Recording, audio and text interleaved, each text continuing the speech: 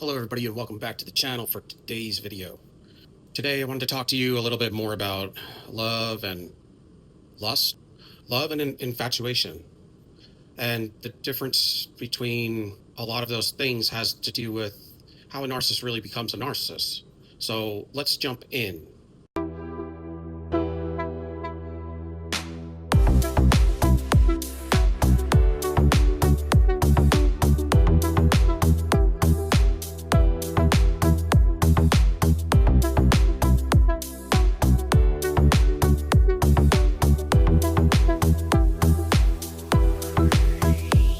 I tend to look at where the narcissists derive from, where they start, the idiopathic or the origination of what caused it, the start of it, the root of it.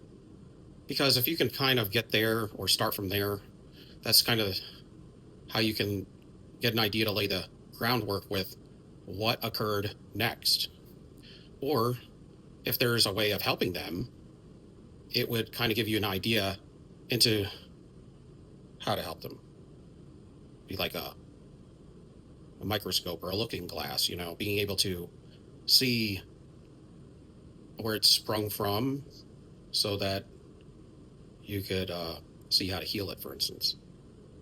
But when it comes to the narcissist, it's an awful interesting situation because there's what seems to be none that have healed or really changed to be different in a successful way when it comes to the area of success in love and relationships. I don't think we ever hear that, and there's many people, and psychology even will back a lot of these things up. A lot of times what they will tell you is the narcissist would need, years and years, like decades of therapy, counseling, and then also medications on top of that, and then spiritual work as well to be successful. And then you would have to work with them every minute of the day to make sure that you were able to uphold boundaries and remind them. So the narcissist would be kept in check, and they would have to accept that. But I also heard prominent psychologists and doctors, MDs, and talk on this, and I've read about it too, that it's very difficult, almost like they don't even believe it. Most people that deal with psychology and counseling, they won't even take on cases of situations with people with diagnosis of narcissism because there's so much trickery and manipulation and lies involved in it that they don't have the time for it. They don't want to invest the energy in it because it doesn't even do anything. They would speak on it as if, and this is for entertainment purposes only, but they would speak on it as if, I've even heard them say or suggest, it's like kind of what they would suggest is like a rubber band that stretches, and it's like they're able to resist. And then the first thing that occurs in their life, the first upheaval or the first stressor will cause us all to diminish and go away. And then they usually end up resorting back to whoever they were. And I've said many times, I don't believe at all a self-aware narcissist, or that they change. They're either doing stuff in the background or they're living their life as self-aware, and maybe they're keeping themselves in check with boundaries and stuff, and maybe looking and maybe not gaining supply, which is hard to believe, off anybody, but actually living in their own shell, creating their own energy and not sucking off other individuals, which I still believe is hard to believe, but I'll just throw it out there. And by the same token, though, they don't feel love. And they'll tell you that. They don't feel love. It's not like they can start to get that spark in them to feel love. And so they still look at life. You can tell when a self-aware narcissist either explains or tries to go over strategies or the understanding of how narcissist thinks. They either look at it like they are arrogant and pompous still, and they take pride in it. And some of the self-aware will tell you they're still narcissists, and they'll gloat about it. But it's either they're very pompous and arrogant about who they are and they're proud of it, or they look at it still like a joke. They laugh all through it when they're trying to explain things, and they're joking around about how funny it is. And it's not funny at all when it's your soul at stake, when it's your life, when it's your money, when it's your finances, when it's your time, a lot of time, and all the pain and injury and the hurt that you would continue to go through when you were with a narcissist. That's the deal. So I think, when a narcissist and let's say an empath are born, it's just like, we would look at things, and when something bad happened, even as a little child, we'd want to help them, or we want to vow to never want to be evil like that. But we would vow to never want to be as evil as that, even as a little child. Or, maybe it would be unconscious, but your thoughts would tell you that, right? Where we be wanting to go over there and help the suffrage of that individual, make them feel better. But there was also children when we were growing up that were causing those issues right away. They were causing those issues right away. They laughed at it. They made fun of it. They were evil. It was almost like they would throw people down on the ground at the playground and laugh, kick them, rip stuff out of their hands and say that it's mine now. I would see that stuff even as a little child and be like, that's just malicious, man. Like, and I just, I've come to the acceptance that there's people that are born, and a lot of us don't want to think this way. We think that everybody is born and they're not corrupted, because you were just born. So how could God have you created? You get birthed out of your mother, and then it seems as if very shortly thereafter you're corrupted. It's because that was their destiny. I've accepted the fact people are going to be born, and just as people, they celebrate love, they celebrate unity and compassion and growth in love. There's people that are going to be born and they're going to celebrate and be very passionate and hate. And they're going to be evil and malicious and sadistic and manipulative. And I think what it is when you're born, who you were always going to be was, it's like this: your destiny was already finished before it started, at least in a sight of God. We don't know our destiny, but he does. And if he gives us the opportunity to choose who we want to be and what we want to do, regardless, in my opinion, of the circumstances or the situations that we deal with here on the earth, I believe you are going to choose your path of which way you're going to go, and it's not going to have a lot involved in it. And if it does, let's say there was a lot of torment and you do go the evil route, that you won't still sacrifice your true self with false self, or you won't sacrifice your love for hate or evil. For someone to do something like that, it wasn't evil things just happened to them that caused them to be so jaded that they would turn and become pure evil, but that it resonated with them more than love did. As a child, when you would see the suffrage and you would feel bad for that individual, I want to help that individual, even now, right? It didn't resonate with them the same way. What resonated with them was how somebody got away with something. They took that toy from that other child and they didn't get caught. And they were feared later on by somebody. Wherever. In preschool, in first grade, second grade, wherever. As a senior in high school, as a junior in college, as a whatever. And what resonated with them is the game. The narcissist always relates life to a game. And you can tell this by some of the things that they will say or do, and the actions and the words that come out of their mouth, the way that they operate. It's a game. To them, it's just like strategy. They don't care who they got to lie to, who they got to mislead, who they got to hurt, who they got to run over. They just want to get to the final stage of the game and cross the line that says they won. And that's it. How you can kind of see this in some ways is they used to call narcissists back in the day, they would call them players. And when they're not around their significant other, they would gloat about it. I'm a player. I'm a player. They would talk about how they had so many people on the line and they were playing them. And they would always try to look flashy, have some pompous, arrogant attitude.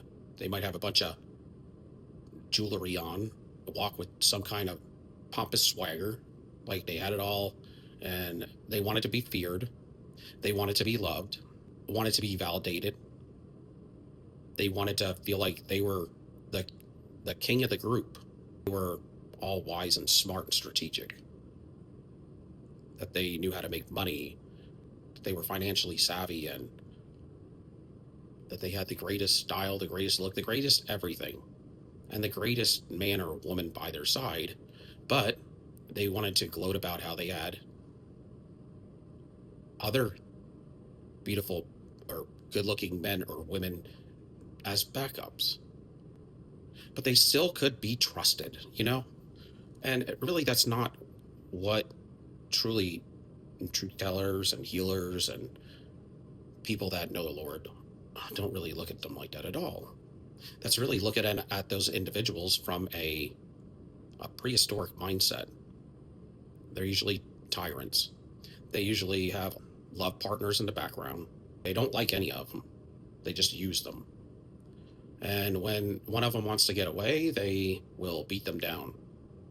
They will spread out to their friends or their flying monkeys that they were used by them, that individual was lying and cheating and stealing from them, that they were worthless and everything they had they got from me or something, you know?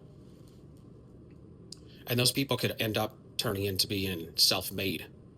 Those people that were with maybe a narcissist as one of their supply sources may leave the narcissist and end up being self-made, a self-made millionaire. And then the narcissist will follow them around and still try to explain to people how great they are and that they might have caused this, or they were the one that taught them that, or they should have that and you shouldn't have that. And they're just greedy and jealous and arrogant, and they can never change. They can never take information and process it as they were wrong, they lied, they manipulated, they used. They never gave you shit. They never gave you a dime.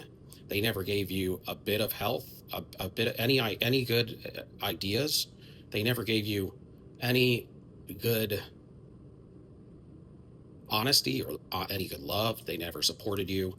They were your closest and worst, darkest enemy. And people catch on to that, and these individuals get washed up. They get washed up, man. When you see them later, they're going to be, if they're still around, because sometimes they don't live very long, depending on how hard they go in the streets, you know. They get poor health, keeping up with their hygiene, always out to use and abuse people, and their looks run dry over time. Everybody's does.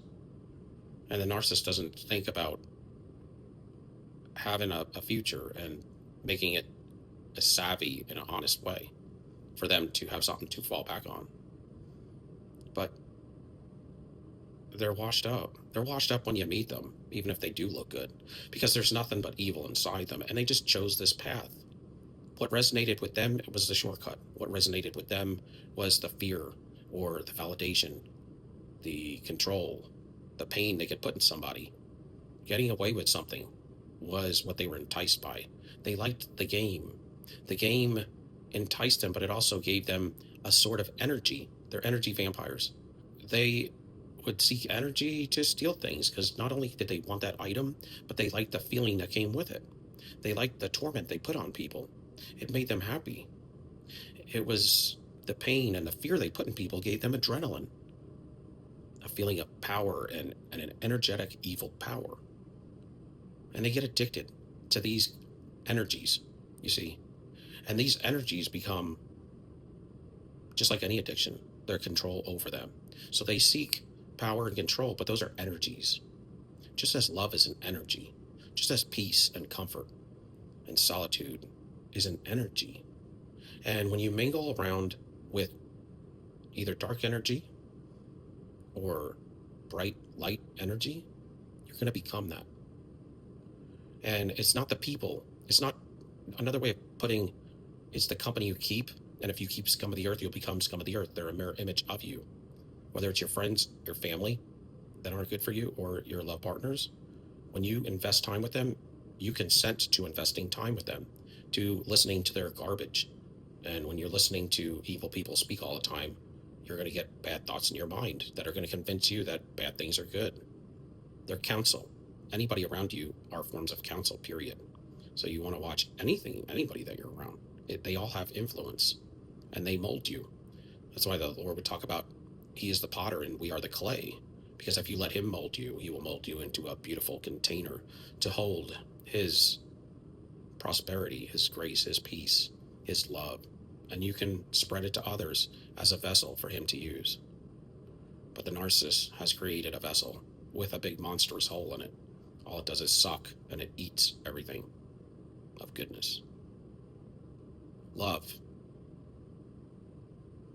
It's not that they sacrifice their true self. It's not that they sacrifice creativity. It's not that they sacrifice common sense or their inner voice. What they sacrificed was love in its purest form, and that was it. Because everything good is attached to love. Without love, it says in 1 Corinthians 13, y'all should read it. It says that there's faith, hope, and love, but the greatest of these is love, charity. And without them, you're a tinkling cymbal, a clanging cymbal. You're just noise. You're noise. You're just an empty form of a cymbal. When you bang on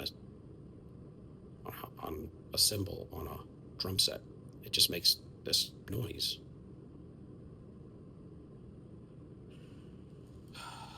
They're noise, and there's nothing behind the noise but evil. But as far as on goodness, He's saying, without love, you are nothing good. And if you don't have love, then you're pure evil. Because there's only two ways to look at this world. There's two ways to look at things when it comes to conceiving or coming. They're in opposition. And in anything in life, you could find the path of goodness in it or the path of evil. There's choices. Some things are pure evil and some things are just good. And for those things in between, we have to decide on.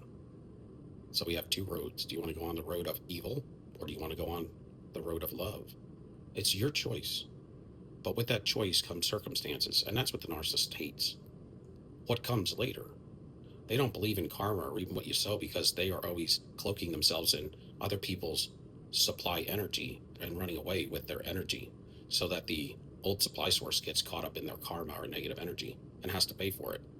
And that's why they get on this kick to where they don't believe in it, or they believe that they're a god, that they're powerful enough to hide from it, avoid it, avoid being ensnared by it. They're just going to think up a new idea, a new scheme, and run away. They all get caught.